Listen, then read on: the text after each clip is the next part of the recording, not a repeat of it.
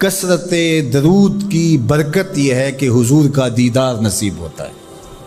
حضور کا دیدار نصیب ہو جائے تو بتاؤ اور کیا چاہیے۔ اللہ اکبر۔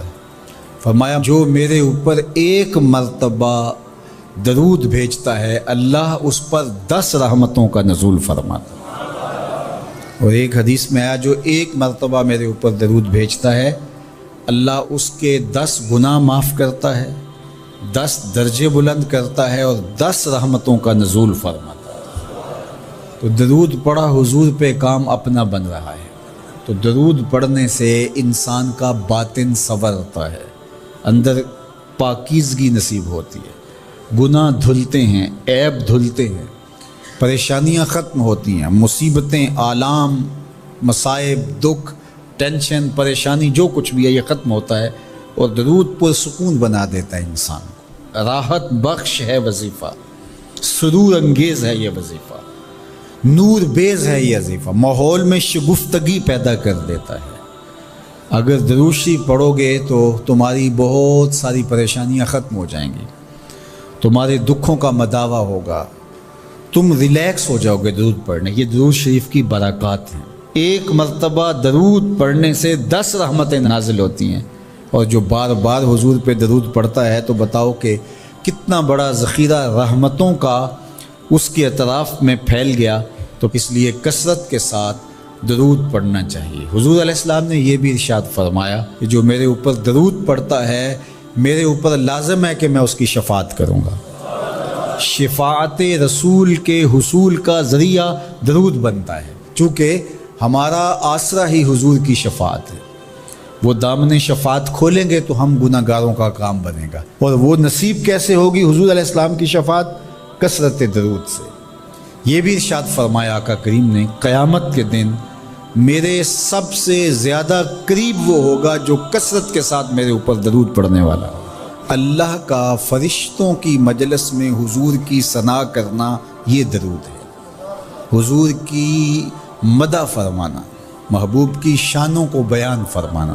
یہ صحیح بخاری میں صلاۃ کا ترجمہ حضرت ابو العالیہ رضی اللہ تعالی عنہ سے کیا گیا ہے۔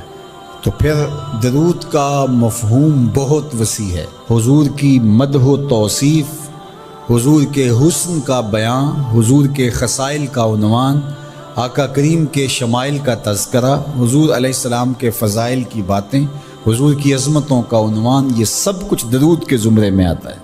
اور پھر ساتھ صیغہ بھی درود کا ہو اور اس میں شانیں بھی حضور کی ہوں، جس طرح درود تاج میں ہے، تو اس میں حضور پر درود بھی بھیجا گیا اور ساتھ حضور کی عظمتوں کو بھی بیان کیا گیا۔ تو یہ ایک خوبصورت گلدستہ بن گیا۔ درود شریف کے جو مفاہیم بیان کیے گئے ہیں ان سب مفاہیم کو یہ اپنے جلو میں لیے ہوئے ہے یہ درود۔ تو کثرت کے ساتھ حضور علیہ السلام پر درود پڑھنے کی تلقین فرمائی گئی۔ حضرت ابی بن کعب رضی اللہ تعالیٰ عنہ فرماتے ہیں کہ آقا کریم نے ترغیب دی درود شریف پڑھنے کی، باقی امور اور عبادت، ذکر فکر تو میں نے عرض کی۔ ارشاد فرمائے کہ میں آپ پر کس مقدار میں درود پڑھوں، کتنا وقت، کتنا درود پڑھوں؟ تو آقا کریم نے فرمایا ماشیتا، جتنا تم چاہو۔ فرماتے ہیں میں نے کہا میں چوتھا حصہ درود پڑھوں گا، باقی 3 حصے دیگر عبادات اور دیگر وظائف اذکار بجا لاؤں گا۔ فرمایا جس طرح تم چاہو، جو تمہاری مرضی، لیکن اگر درود کی مقدار کو بڑھا دو تو تمہارے لیے بہتر ہوگا۔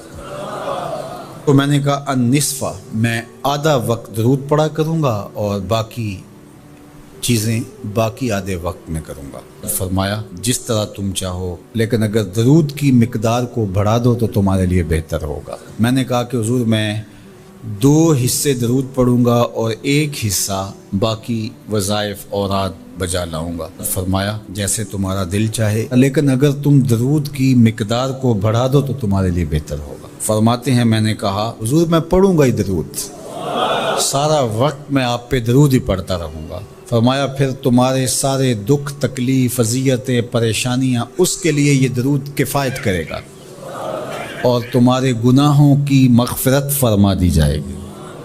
تمہاری پریشانیاں، تمہاری اذیتیں، تمہارے دکھ، دور موجود میں لفظ بولا جاتا ہے ٹینشن، تمہاری ساری ٹینشن، تمہارے سارے معاملات حیات کی بے ترتیبیاں، پریشانیاں، دکھ، اذیتیں، سب کچھ ختم ہو جائے گا۔ درود سب دردوں کا مداوع ہو جائے گا، سب دکھوں کا علاج ہو جائے گا، سب پریشانیوں کا حل ہوگا، سب مصیبتوں کا مداوع بن جائے گا، اور ساتھ ساتھ تمہارے گناہ بھی بخش دیے جائیں گے۔